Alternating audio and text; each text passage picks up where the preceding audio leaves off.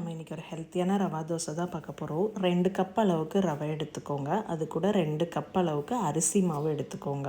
அப்புறம் 1½ கப் அளவுக்கு கோதுமை மாவு எடுத்துக்கோங்க. நான் மைதா சேர்க்கலை, வீட்டில் அரைச்ச கோதுமை தான். அதுக்கு அப்புறம் சால்ட் உங்களுக்கு எவ்வளோ தேவையோ அவ்வளோ போட்டுட்டு, தயிர் ஒரு 1/2 கப் ஊற்றிக்கோங்க. அப்புறம் தண்ணி ஊற்றி நல்லா நிறையாவே தண்ணி ஊற்றணும். நீங்கள் தோசை மாவை விட இன்னும் கொஞ்சம் தண்ணி ஊற்றி சேர்த்துனா தான் ரவை தோசை நல்லா வரும். அது கூட ஒரு ஆனியன் 1 or 2, அப்புறம் பச்சை மிளகா, கருவேப்பிலை, இஞ்சி, கொத்தமல்லி உங்களுக்கு வேணும்னாலும் கொத்தமல்லி போட்டுக்கலாம், சீரகம் அண்ட் மிளகு முழுசாக போடாதீங்க, கொஞ்சம் தட்டி இடித்து போட்டுக்கோங்க. இவ்வளோதான். இதை ஒரு 1 hour நல்லா ஊற வச்சுட்டு அப்புறம் எடுத்து ஊற்றுனீங்கன்னா சூப்பரான ரவை தோசை ரெடி.